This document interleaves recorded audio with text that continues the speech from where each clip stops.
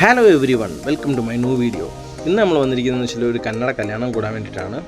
അപ്പം നല്ല അടിപൊളി ഒരു കല്യാണമായിരുന്നു, അല്ലെങ്കിൽ നല്ലൊരു ഫംഗ്ഷൻ ആയിരുന്നു. അതുകൊണ്ടാണ് ഞാൻ നിങ്ങളെ കാണിക്കണമെന്ന് കരുതിയത്. പിന്നെ നിറയെ പ്രത്യേകതകളുണ്ടായിരുന്നു, അതേപോലെ നിറയെ VIPs ഒക്കെ വന്നിട്ടുണ്ടായിരുന്നു. അതിൽ മെയിനായിട്ട് പറഞ്ഞാൽ നമ്മുടെ ഇന്ത്യൻ മുൻ പ്രധാനമന്ത്രി വന്നിട്ടുണ്ടായിരുന്നു. അപ്പം പുള്ളി വന്ന കാര്യങ്ങളൊക്കെ പറയാനും കാണിക്കാനും വേണ്ടിയിട്ടാണ് ഞാൻ ഈ കല്യാണത്തിൻ്റെ വീഡിയോ മെയിനായിട്ട് ചെയ്യുന്നത്.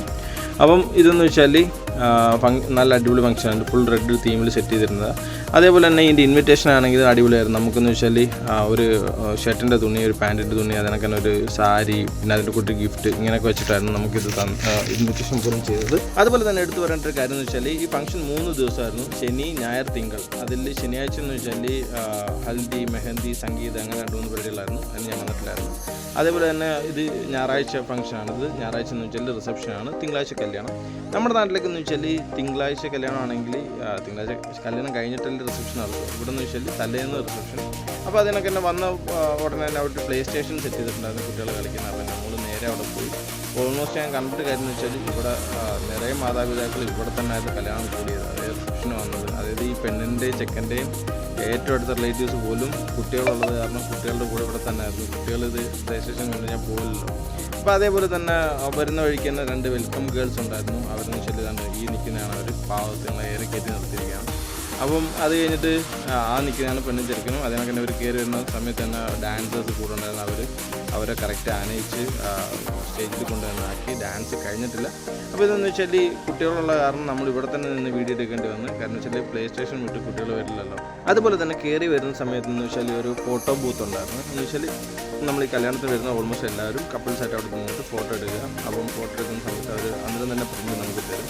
അപ്പോൾ അതെന്ന് വെച്ചാൽ കുട്ടികളുള്ളതാണ്, നമുക്ക് വരാൻ പറ്റില്ല. പിന്നെ എടുത്തു പറയേണ്ട വലിയൊരു കാര്യം എന്ന് വെച്ചാൽ ഇവിടെ അടിപൊളി ഒരു ബാൻഡ് വന്നിട്ടുണ്ട്. അവരുടെ ഗാനങ്ങൾ ഒരു സൈഡിൽ നടക്കുന്നുണ്ട്. എന്ന് വെച്ചാൽ ഇവിടുത്തെ ഫേമസ് സിംഗേഴ്സാണ് വന്നേക്കുന്നത് എല്ലാവരും. അപ്പം അതുകൊണ്ട് ഈ കാണുന്നതാണത് അലൈവ് ഇന്ത്യ റോക്ക് സ്റ്റാർസ് എന്നാണ് അവരുടെ ബാൻഡിൻ്റെ പേര്.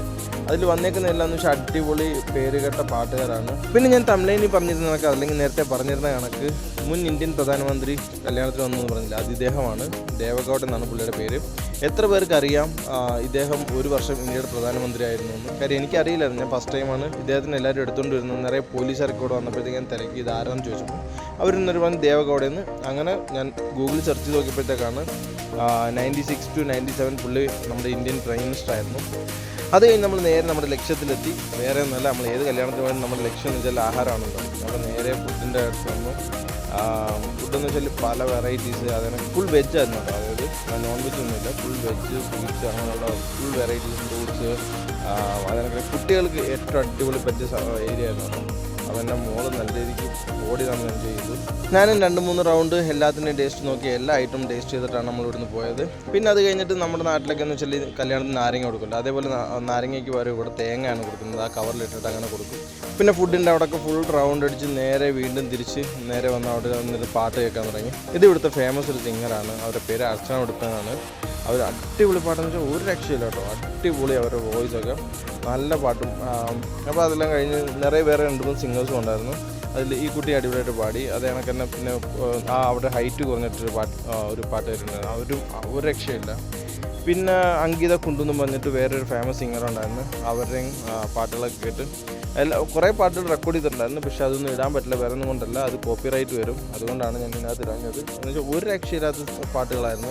ഇവർ 3 പേരാണ്.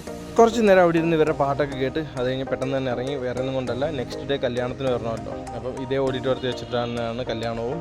ഇത് മൈസൂർ റോഡിലുള്ള പൂർണിമ പാലസ് എന്ന് പറയുന്ന കൺവെൻഷൻ സെൻ്ററാണ്. അടിപൊളിയാണ് കേട്ടോ, ഒരു രക്ഷയില്ല. അപ്പോൾ ഇതൊക്കെയാണ് നമ്മുടെ കന്നഡ കല്യാണത്തിൻ്റെ വിശേഷങ്ങൾ. അപ്പം നമുക്ക് നെക്സ്റ്റ് അടിപൊളി വീഡിയോയുടെ എത്രയും വേഗം കാണാം. അതുവരെ ബൈ.